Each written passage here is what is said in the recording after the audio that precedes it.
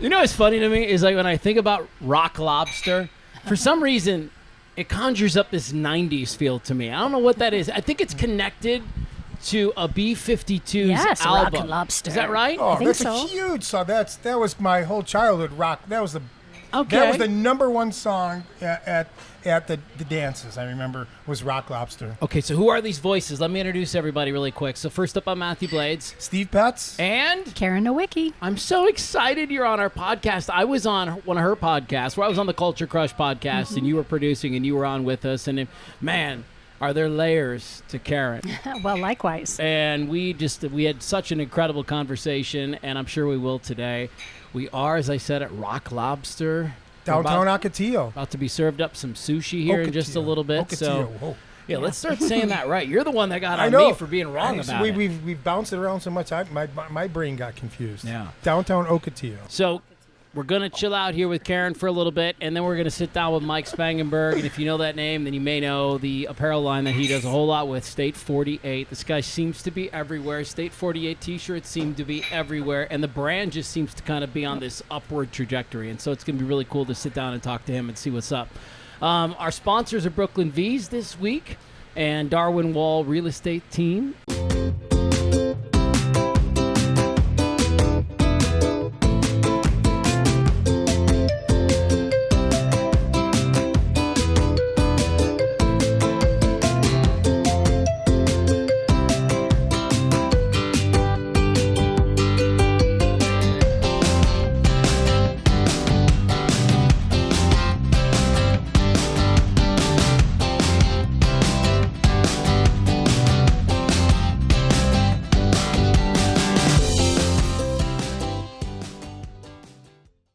Do you want to know what it takes to be on the Darwin Wall team? Let me show you. Let's go, let's go, let's go. Come on, come on. Let's go. Come on. There we go. Hurry, Joe. Let's go. Let's get that alarm off, bud. Yes! All of our host venues, we'll always mention them. Bottle and Bean. Obviously, Rock Lobster here. Sea and Smoke next door. Sea and Smoke, downtown Chandler. We were Craft 64. We were at off 87th, which we will get into next week on the program. How about we can't forget Denise McCreary, and she just opened her boutique, which we're going to hopefully have one of our podcasts down there as well. Do you know Denise McCreary? I don't. It's the Travel and Road Show. In case you haven't figured that out, Karen, I'm this with is how ya. we roll. Okay. Let's talk. Let's get to know Karen just a little bit. You've just recently decided to make a major transition in your life. I can relate. I can relate. Steve can relate. I have this expression that I like to use from time to time, which is, hey, go ahead and blow up what you built. Like just blow it up. Well, what will happen if you just blow it up? And what will it be replaced with? Wow. And so, so why the reaction to that first and foremost? And then talk to me about what you've just decided to do. I love that saying. First time I've heard it. It's similar to when I was telling people when they were saying, why did you sell your business? I said, well, it was better than walking away and throwing a match at it. So I did blow up my life. So I just recently sold PHX BIZ RADIO X. I've been doing that for 7 years along with executive coaching. And I really only opened the studio to have conversations like this. While we weren't remote like you guys, we were in the studio at Max 6 in Tempe for 6 of those 7 years. Yeah, we go there for the National Speaker Association's meetings every month. They closed their own building that they had for years, and now they're over at Max 6. Yeah. That's right. Along with Alliances. I don't know if you've been part of Alliances yet, but that'd be a great connection for you guys as well. We'll make it after this. I think they meet there Tuesday mornings. So I've been part of the Max 6 community for years, and one of the reasons why they loved having the studio there is because we just brought in so many leaders within all around Arizona, but mainly the greater Phoenix area. You had asked me earlier how many podcasts we've done. I know I've either hosted or produced over 2,000 with a little over 4,000 guests, most of which, like 95% of which, were our leaders in Arizona in some form or another. So good. I love hearing that because, you can give us some advice. We're a baby show. Well, this is only number 16 for us. What did you learn over the 4,000 guests and 2,000 shows that's worth sharing? being a great listener, I think, is the main thing, right? We can get ahead of ourselves, like what should I say next, or anticipating what someone's going to say. Really landing in the room and being present with people is obviously So throw critical. away your notes, Steve. Throw them away. I don't mind notes. Truthfully, I don't peek down at them as much as I did. Max, do me a favor. Grab all the shots where Steve's going like this, okay? Right. Count them. 1, 2. Let's make this an amazing social media post right now. I didn't say don't use them. It's fine. It's more like my whoopee at this point. If I don't come prepared, I feel like I'm prepared. I got notes too. You're I'm good, sure dude. that- I was but just busting your no, chops. I get you, but that's what it makes me feel. And prepared. speaking of the National Speakers Association, I don't remember the statistics. There are statistics around having notes in front of you and referring to them, whether you're speaking in front of a live audience or doing something. There's something around credibility, so you're good. Okay, Oh, thank listen, you. he's it's locked a prop. Yeah, now It's a I'm feel- prop. Yes. Now you feeling good? I know. Yeah, Where feel are our great. notes? Give me a menu. I'm going to pretend like And, I've got speaking notes. of notes, one of the notes I took about her, what she was talking about. And a do you- segue. Do you know what? Do you know Guy what? is on fire. You know what she was referred to? What? The queen of transition. That's what people referred her to. It didn't take me long to look at. She's shaking her head because she's trying to think who said that. Yes, it was said because I saw it in quotes, and because she's been able to pivot so many times in what you're discussing. And so I'm intrigued again. Like we're gonna talk about a few things here. I want you to rifle a couple of your questions because Okay. you guys go back. Well, yeah, we do. a whole few months. A whole few months. But I feel like I know you because on the podcast we went to some pretty deep spaces Did. of our lives, and so share what you like. But like, what has led you to where you are today? Well, it depends on what facet we're talking about. You had big, pretty significant personal events. Yes, yeah. So originally, I went to NAU to become a teacher, and I was a teacher in Kyrene School District and an assistant principal. You were And which one? Kyrene de la Murata, which is now Yeah. Murata Traditional Academy, I believe is what they're called, or Leadership Academy. That's so fun. Yeah, youngest assistant principal, stepping into leadership as the principal, waiting for the next school to open. And so Murata is the business school partnership, or at least it was in the 90s, with Intel. So it was the first business school partnership, I believe, in the country with a public school district. And so in the middle of that, I worked 2 summers at Intel and on payroll with them just to get into the business culture. We had our site council. It was very different in the way we ran our school. And it was in that I realized, I have something to contribute to the business world. And so I made the switch, and instead of getting my master's in educational leadership, I got it in organizational development. And then a couple of years later, went into real estate. We talked about real estate earlier with my then husband, and have just been on this entrepreneurial journey since. And yeah, the queen of transition or pivot or whatever the phrase was. Reinvention. I've done that many, many times. I remember the principal I worked with at Murata. We checked in with each other after he had been in Singapore leading school with his family for years after we were no longer working together. And he calls, we're checking, and he's like, hang on a second. I hear him flipping through pages. I said, what are you doing? He goes, I'm looking through my calendar. I'm like, really? He goes, yeah, it's about 7 years. It's about time for you to change direction. What are you going to do next? Because I really just haven't stayed anywhere very long. But wherever I am, I do extraordinarily well. I lead with my heart, and have had some crazy things going on personally in my life that have forced some changes. Because I was going to ask you, of all these pivots, of all these transitions, how many were want tos? Wow, that's a great question. I don't know. I lead through blind faith, really. I'm very soulfully led with decisions, sometimes maybe more so than I think my family would prefer. And so a lot of my pivots and changes have been instigated or influenced by my personal life. Mm-hmm. All right. What do you got, man? I know Karen just brought up family, and looking into this life of an entrepreneur, I share that with Karen. And it really is the road less traveled or different traveled, and it's hard to explain.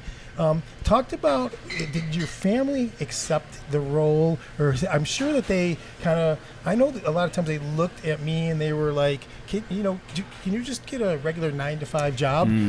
Words from my daughter. I think she's now 28. she said that she came into my home office and money was tight for a while. This has been a long time, when I think she might have been at Corona at the time. And it was, why can't you just go get a job like everybody else? So crazy. Yeah, And I looked at her and I said, I really wish I could. I don't know how to do that anymore. I'm so driven by purpose and vision and inspiration that I don't know how to do that. Yeah. I want to ask you, Steve. So you had that happen to you before? Well, I've lived that life. One of my claims, Mathew, is I've never worked for anybody. I've been just inventing project to project, including this one. and so here I am. And I liken it to a roller coaster ride. You have to be able to. There's highs, there's lows, there's twists, there's turns. You're having fun. You're scared. It's a life of an entrepreneur, and I made that up. But that's really how I feel in my heart, and that's what I would tell anybody, including you, because you're in this. Just strap on and enjoy the ride. And as long as you're enjoying the ride, like Karen's explaining, just go for it. It's just tomorrow. If tomorrow comes, there you go. Yeah. No, it really is perfect life advice and career advice when you come down to it. Mm-hmm. As you coach people in your line of work, what do you see as some of the things that people are really getting right in 2024? I think self-care, finally. Both men and women, self-care. Like making that a consistent priority over money and over accolades and over acknowledgement. Really, getting clear with their quiet self and making sure that they are a priority. And I'm not talking, for the gals getting nails done or the golf weekend. That's great. Got to be doing that. But those quiet moments when we can be reflective and really tune into where am I being guided inside? That's the work that I do with people, and I'm seeing that more and more people are drawn to that kind of work. Steve's been talking a lot about you almost feel spiritually led in this adventure. Not kind of, I do. Yeah.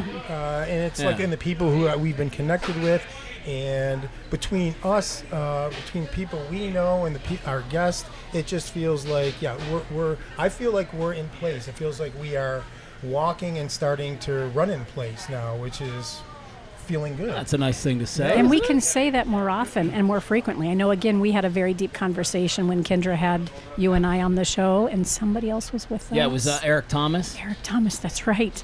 And I think more and more men in particular can have those conversations and be vulnerable and authentic, when I think prior to COVID, maybe even, we had this, veneer up. So maybe the talk should be permission to take care of yourself, because we do speak to a lot of entrepreneurs, and let's be honest, man, like when you're going paycheck to paycheck and money's tight and it feels like the hustle has to be there, that's a really tough mindset to disengage.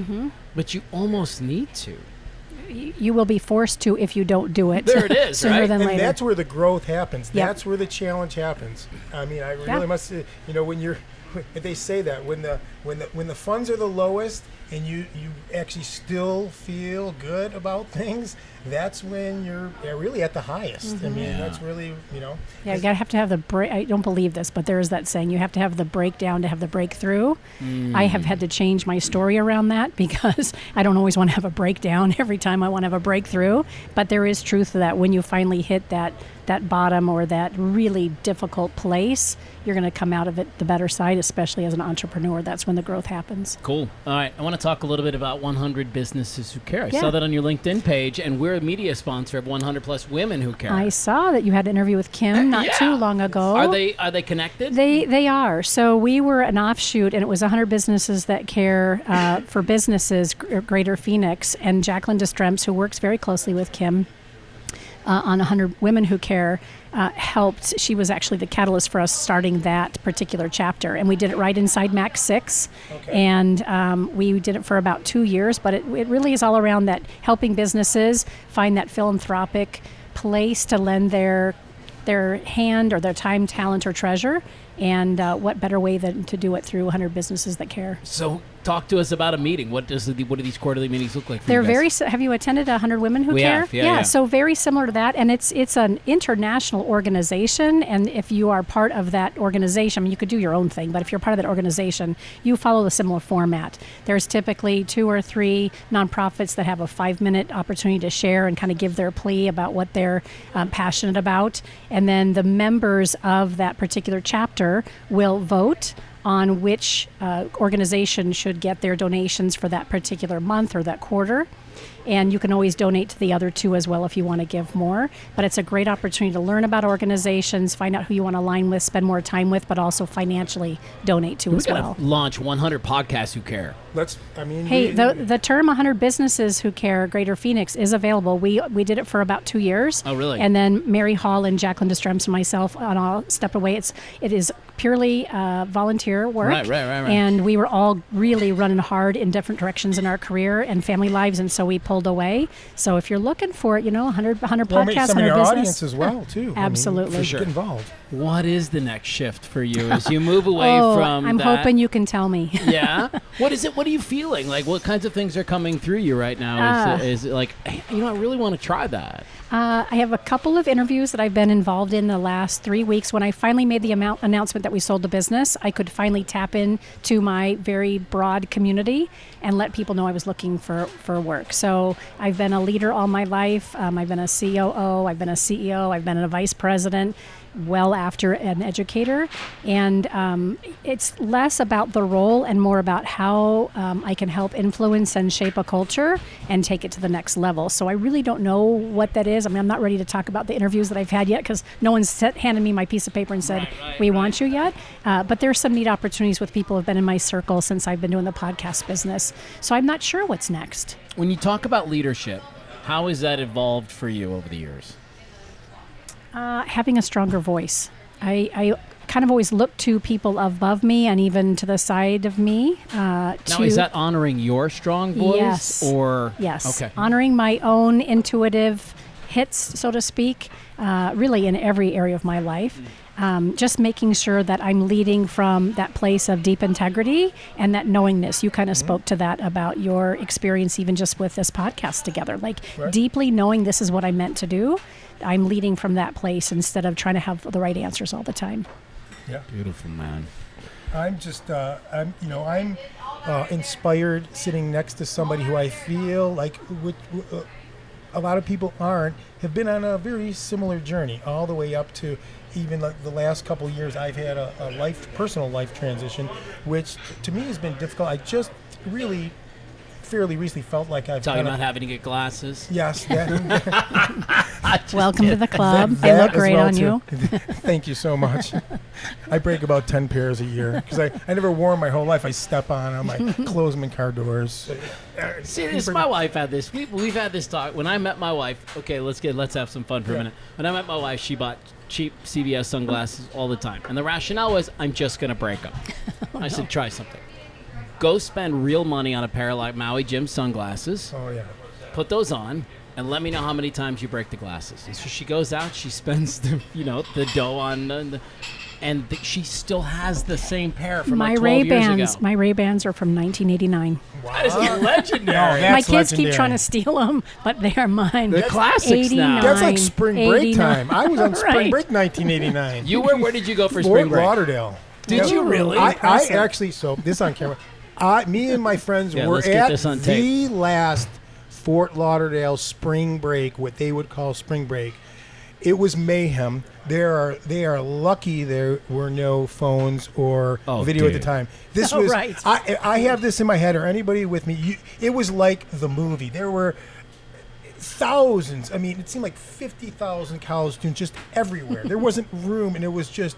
Have you ever done a Miami spring break? Not Miami. Or Florida? No. Where would you? Rocky Point. Okay, I can imagine the same kind of madness going down. We were East kind Coasters. of madness, but West Coast. East Coasters are Florida. That's like. Dude, I did Florida Club La Vila in Panama City Beach. That's nice, though. And right? It was like back when it was MTV Spring Break. Right, oh my God. I saw Sinbad at one of those Daytona Beach. He was we went down there because it was the premiere of National Lampoon's Van Wilder. Wow. And so we were in Club La Vila with Ryan Reynolds, Tara Reid, Cal Penn, the entire cast from this movie. And I mean to tell you, that night got so out of control that I had to be escorted up to my apartment. No. Or the hotel room that I was staying in because I could not see myself there. This is the taxi cab confession episode. You got one now? No, I don't know. I mean, What happened to yours, huh? Did you have a bucket around your neck? Well, I'll just say this. Or a concussion by getting thrown into a lawn chair. Since I brought don't know. Is that what happened to you? Yes. You got concussed? I got concussed. It was a Jimmy Buffett concert, and someone went outside, and someone went to go dip me, but dropped me, and I landed. A person, a lady man, I don't remember clearly, was sitting in a lawn chair, and my head went right into the lawn chair. Yeah, it was pretty bad. Oh my God! Spring break stories. Everclear punch. Legendary. Stay away from Everclear punch. We used to do that. The grain train. Stay away. Stay away. No, I would just say our claim to fame was we were the last pin standing in Daytona Beach. Everybody was asleep. Everybody was down. You could not find another soul. And me and Mike McDonald, my roommate, were awake, and we could not find a party. We were like, this is legendary. We are the last partiers in spring break. And so I would say that was probably my made it to the top. Yeah, that's what I'm going to say on film for sure. Right.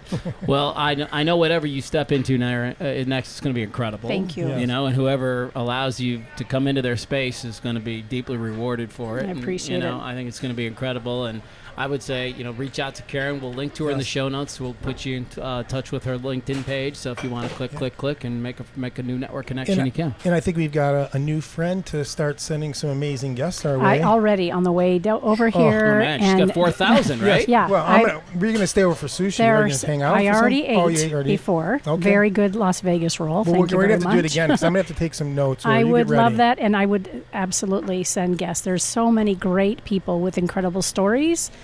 Just even in the East Valley. What is your intention? Are you all over the valley or East Valley specific? To start. Yeah, so here's what we do. We do it in 4 different zones, like Ahwatukee, South Tempe, Chandler, Gilbert, Queen Creek, and then Scottsdale and Peavey. So My neck of the woods. Four areas.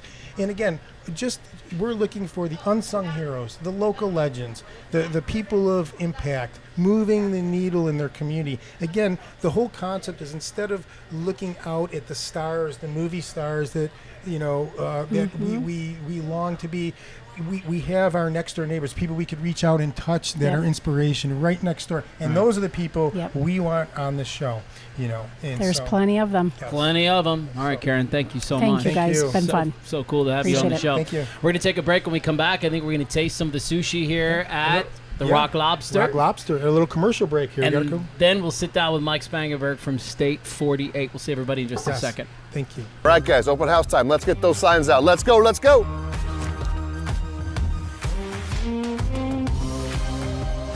All right, guys, good job today. Let's f***ing go. Woo!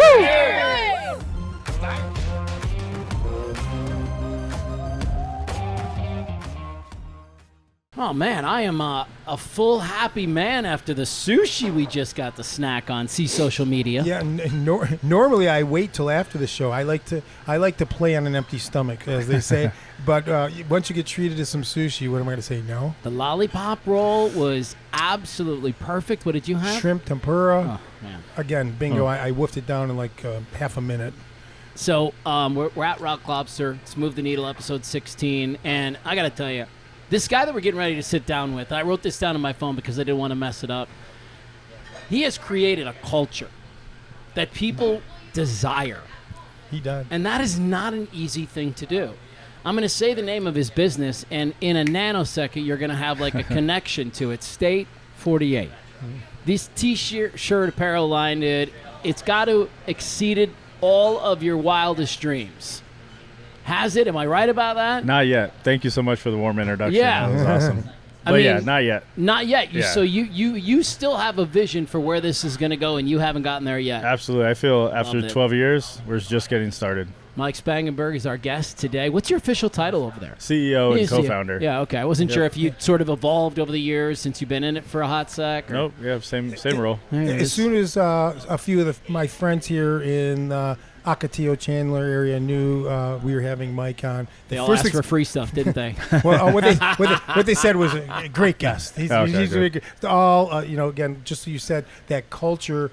That's all they had to say is he's going to be a great guest, and that's all. And that was enough. So I'm excited about this. Yeah, thank you. Mike and I met before. Do you remember where we met? Yeah, Special Olympics. Special Olympics. Yeah, we were both on the putting surface. Each one of us was matched up with a Special Olympian golfer. Waste management. And Right. it was awesome, man. Corey was my golfer. Do you remember the name of yours? Amy. Yeah, that's Yep, right. Yeah. I don't exactly remember her last right. name, but she's really good. Dude, these golfers were insane, Yeah. and they were locked. Yeah, they were. They wanted They made to me look win. bad. For So sure. special. What a great engagement to meet each other. Oh, with. it was such a fun day. And Michael Phelps was like Oh, right yeah. next to That us. It was so cool. I think that was like Tuesday before Yes. the waste management You're started, exactly and right. we've partnered with Special Olympics before on T-shirts, and they invited me out, and it was just an honor to be there. Do you even remember who the first partner was? I always give so much credit to Bruce Arians, the former Cardinals head coach, which is cool because he lived in South Chandler and is a Local frequent guy, yeah. frequent guest here at all these locations, especially Yeah. Spike Well, and Yeah. he really put us on, gave us a lot of credibility. We gained a lot of credibility from that partnership, and we raised a lot of money for his foundation, and they became like family, and that really formed the structure of collaborations, because that wasn't even part of originally the business model. Yeah, I saw that you collaborated with people like very proud Phoenix Children's Hospital. I Yep, know I saw you did absolutely. something like that. Yep. And I was wondering, are you doing something currently? You have something in the works? Oh yeah, I mean, collaboration's our number one revenue stream. I Wow. mean, and what that looks like is it's creating a co-branded design that really shares a story. Minimum order of 50 shirts. I mean, we've worked with Intel and done 20,000 shirts. We've worked with nonprofits, elementary schools at as little as 50 shirts, and it means the world to us. And to answer your question, we always have about 20 in the queue, Okay. ready to roll. So we're always looking for new partnerships, and it's just amazing, and it's kind of like unreal sometimes that all these organizations want to work with State 48. We're psyched, dude. As you well know, I run the Desert Vista Hockey Club, and I didn't know that. and we are getting State 48 T-shirts. Oh, sweet. Okay, awesome. The boys don't even know it yet, but we've been working on that behind the scenes, and we've got a State 48 Desert Vista Hockey Club T-shirt in the making. And right I'm now. making it official. We're going to get some, definitely some move the needle swag going on. And Is this a commitment? Are we putting the order? Are we signing absolutely, right now? it's a commitment. I mean, I'll email you right after this. yeah, no problem. You got CC Max over there. He's got the Fila shirt. You got DocuSign on your phone, Yeah, right? yeah. You're good? Yeah. We want a contracts move the needed. needle State 48 shirt. Yeah, exactly. We could do that. I want to know about State 48 because it is this interesting business. You've got the for-profit side and the non-profit side, and so how are they run differently? Yeah, so we started State 48 in 2013 just with the message for clothing for all inspired by Arizona. Born and raised here in Chandler. Just wanted to represent Arizona in a positive and fashionable way, and it became so much more than selling T-shirts and hats. And we started with $1,500 in a spare bedroom and not know what the heck we were doing for the most part, and still don't know sometimes, but we figure it out and surround ourselves with great people. But that's why we were passionate about doing more than selling T-shirts and hats, and that's why we created a nonprofit State 48 Foundation that supports local entrepreneurs. So we've been doing that for 4 years now. So it's very organic to who we are. It's super cool. Yeah, Mike brought something up that I want to elaborate and you to share with the audience, and that is, again, you start by saying State 48. Everybody knows this. They built a culture. What people don't know, and I want you to lead some inspiration, is the years behind that. Before people know State 48, I talk about the ramp up, the first 24 months of a business, and that's what Mathew's going for. Like, when this got started, what does it take?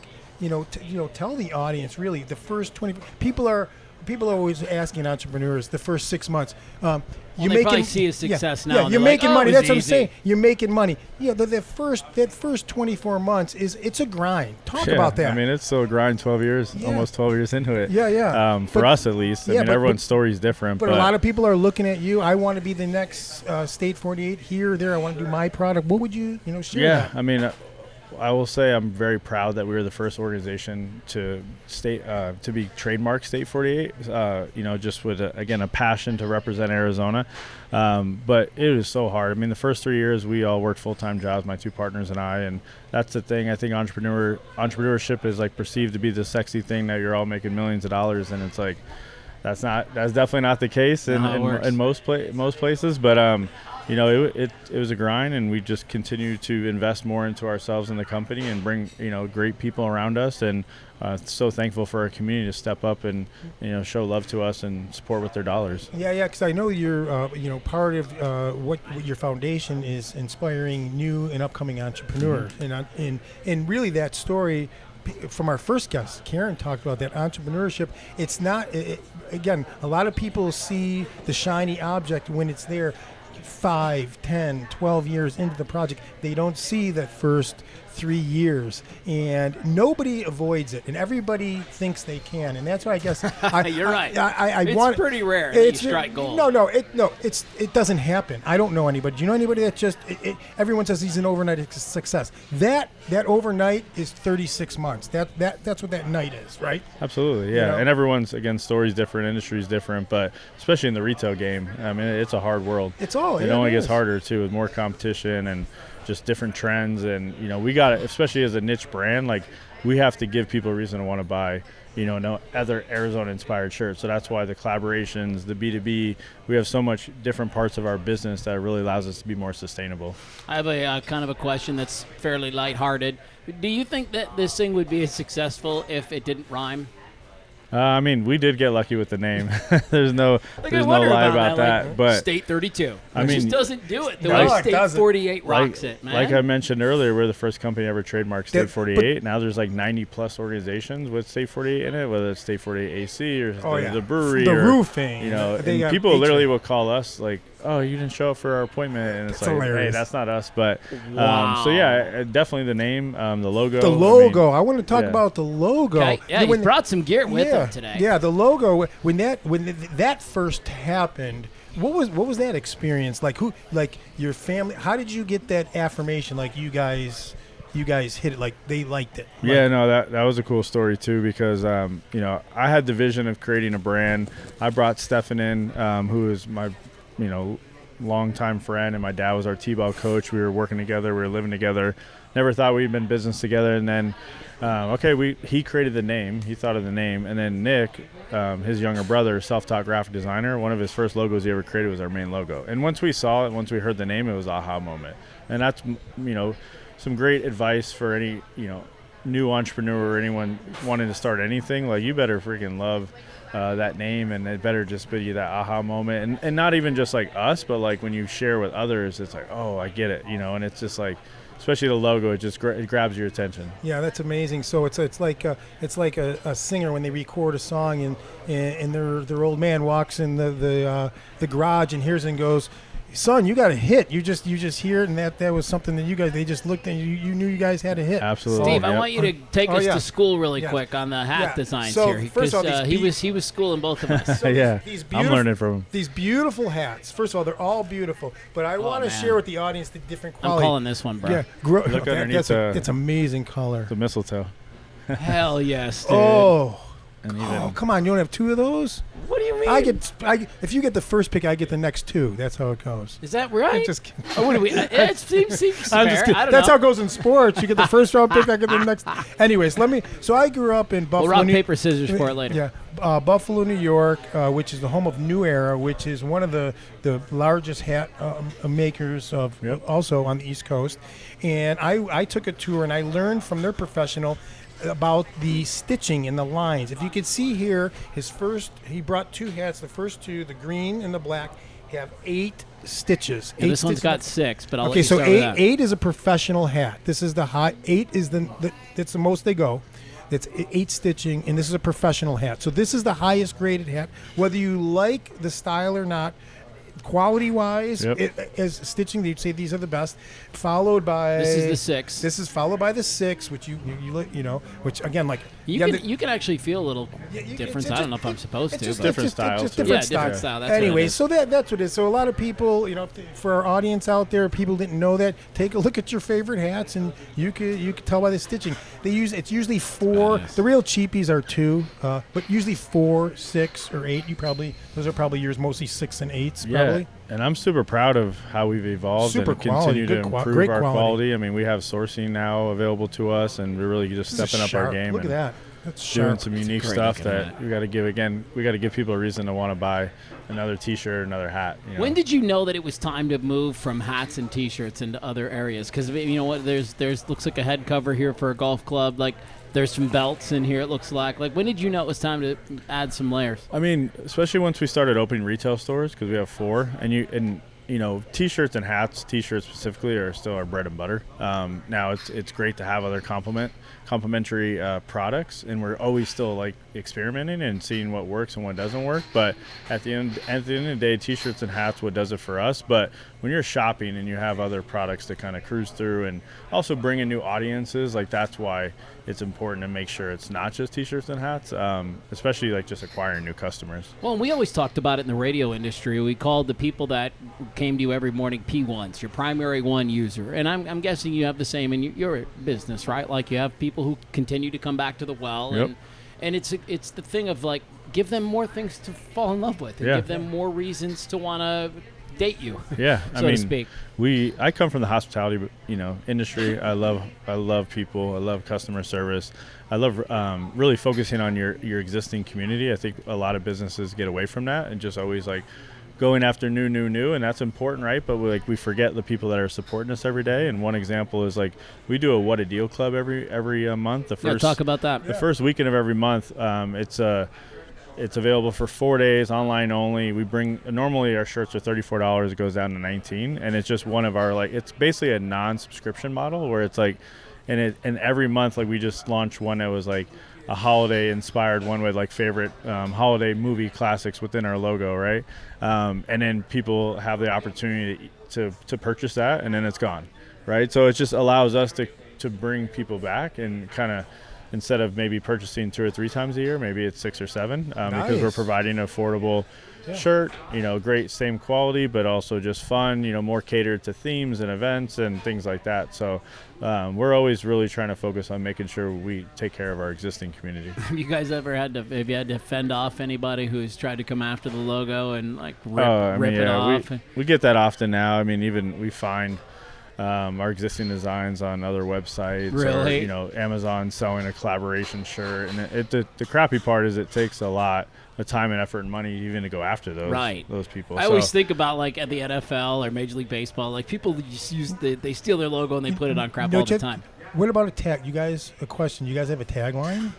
Clothing for all, inspired by Arizona. Okay, is our brand message. A brand message. You guys put that? Is that on? I mean that's even on. I don't know if it's on any of these hats, but we'll put that on there. Nice. It's on our website. That was a question. Again, that's been the same since day one. The clothing for all, inspired by Arizona is not. It's not a PC thing to say. It's who we really are, and it's just promoting love in our state we're from. No, I love it. What inspires you to get up and keep doing this every single day, man? Is it that idea that we talked about earlier that you still haven't gotten to the pinnacle for you yet? Absolutely, and I appreciate you saying earlier that everyone knows who we are, but I still feel like a lot of people don't know who we are, and a lot of people mix us up even more now with the brewery, or even when I'm talking to people, they think, I own Steak 44, and it's definitely not that. But sure, it's got numbers in it. I don't get it. You must own that. No, I think it's just like you own Craft 64 too, right? It's kind of like a blessing and a curse. I'm never satisfied, and in my role, like I kind of have to be. And I just like love that we have a growing team and that we can, create this foundation that we've invested our dollars into to really give back and make a difference. And that's ultimately the big that's how we the big mission. See you, dude. I see you as the charitable organization. Yeah. So I mean, you've carved that image out in people's minds. And I say this all the time, but I want people to know it's so much more than selling T-shirts and hats. I mean, we have 25 amazing team members. When you're purchasing a hat or a T-shirt or whatever, you're supporting great local people. And we actually put our money behind where our mouth is and actually invest in a nonprofit. We didn't have to do that or work with all these different organizations. I mean, brands could also be, that's where I feel like we do have a unique business model and mission too, because a lot of brands get so stuck on us, me, and it's like we're just grateful to collaborate. And if we wouldn't have half the size of our business if we didn't have the collaboration side. Can I ask really quick before you jump in, what is the steps to do that in case somebody's listening and they're like, you know what, I've always thought about that. How do I lock that in? Yeah, no, it's real. We try to make it really simple. It's a minimum order of 50 shirts. There's no upfront cost. You just would reach out and Chloe would send you a questionnaire. We get kind of those answers from you of like what's important to you, branding guidelines, all that stuff. Then our designers come back after getting all that information and pitch you ideas. We work for you.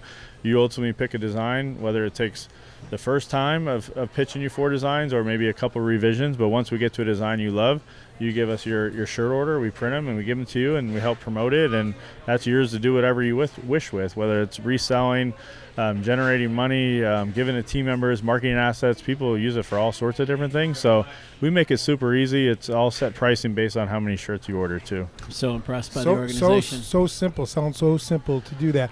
Obviously, working with all of your sports teams, I'm assuming you're a sports enthusiast yourself. I'm a diehard Arizona sports fan. Absolutely. Your number one team. I'm gonna guess a football fan. Yep. Cardinals are my number team? one. Good year this year. So what do you loss think? The other night, that was brutal. That was brutal. It's Last okay. couple. They're still overachieving to this point a little bit. But I feel like people thought. But again, some part of the passion that came for wanting to start State 48 is going to Sun Devil Stadium, watching the Cardinals, and we'd always get our butt kicked, or everyone want to explore opportunities outside of the state after high school, and it just really upset me. There was no culture.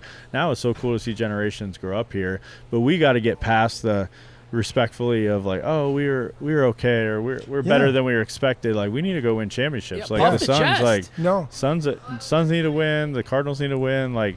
Everyone's ready for that. Cardinals look good. They've got a shot this year. They can clean it up. Their defense has been super impressive. Yeah, so. And the offense too shined a little bit.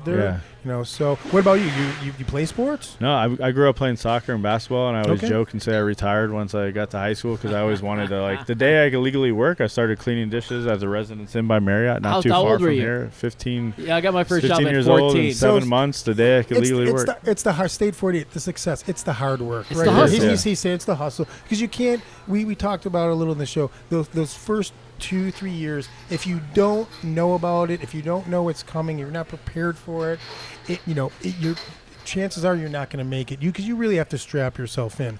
And again, a lot of people, entrepreneurs out there, think 6 months, you're making money, voila. It just doesn't happen. So credit to that probably that hard work ethic, I'm sure. Yeah, no, and that's all I know, and that helps me overcome. I don't think I'm the smartest dude in the world, and I work my ass off and I treat people right, and that's kind of the secret to success, in my opinion. You also then bring people on that feel the same way and actually care about the community and want to do good things.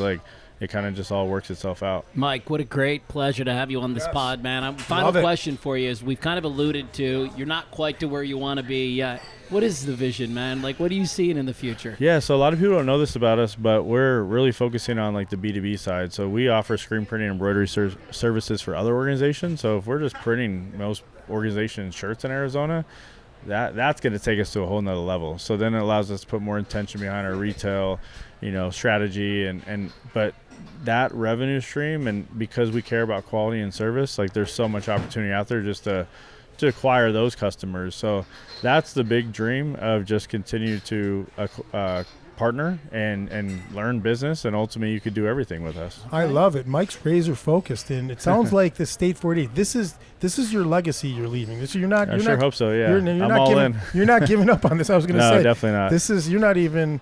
We're going to see him. We'll have him on the podcast because we're going to go about 15 years on this podcast. So we're going to have you back in about 15 years.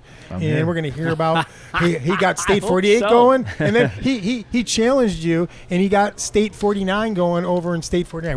Whichever State 49. That's definitely a big vision, and we hear that all the time. And we do have a unique model, so kind of more of a franchise play. If you could find State 50, that's a good one. Was that Hawaii? There's State 28, State 30. There's a lot of, everyone cares about where they live, right? And where they work and all that. So because our business model is unique, I think that could work in a lot of different states. We just need the capital and resources and the time. Attention venture capitalists out there, any budding entrepreneurs. He can coach you.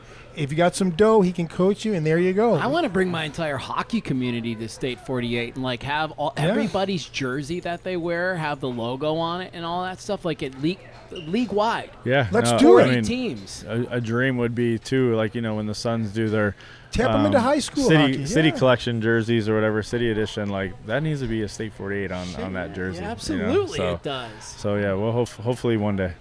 Let's go, man. I'm excited for it, Mike. Thank you so much for being on the podcast. Appreciate this hat. Thank you so much for the wonderful stuff, too. Listen, I don't want to take it. If you really like it, man. No, I was just kidding.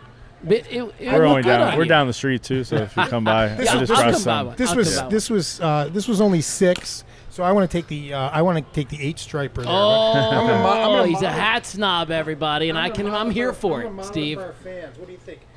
This one or It's like our Suns inspired, military. Now inspired. this one has 8 stripes. Yeah, the Suns inspired one is hot. Yeah, we got a lot of good stuff coming. Even this is Now, one you of a our flat newer brim ones. dude, or you a bend the bill? No, I bend it a little bit. Yeah, I am the bend the bill dude. Yeah, Mike, like he's these got new 'em in. frame hats are super popular. Yeah. They're very Yeah. catered to unisex. What do you think? So. I think it looks I'm sharp, in. bro. Okay. All right. It's the pitch for State I 48. love it. State 48. All right. We're gonna get our MTN gear. You really count us. We don't Absolutely. have any yet. We need some. We do. That'll be the next evolution of this thing. then. Yeah, absolutely. Thank you, man. Yeah, thank you guys. Thank you. Appreciate Thank you, brother. Thank you, Thank you to Brooklyn V's. Thank you to, Darwin, of course, and Rock Lobster for hosting us. They're getting busy, man. Spike, People and are the starting gang. to show Yeah, up. everyone's coming. Yeah, maybe Spike we got a is a little party legend. coming. Do you know Spike? Yeah, Darwin Wall too, great Yeah, guy yeah. too. Partners Awesome. partners with us all the time. So. Downtown Ocotillo. Here. Yeah. All right, we'll see everybody Thank you. next week for episode 17 of our Move the Needle podcast. We're going to go Thank eat you. some sushi. Good night. Bye, guys.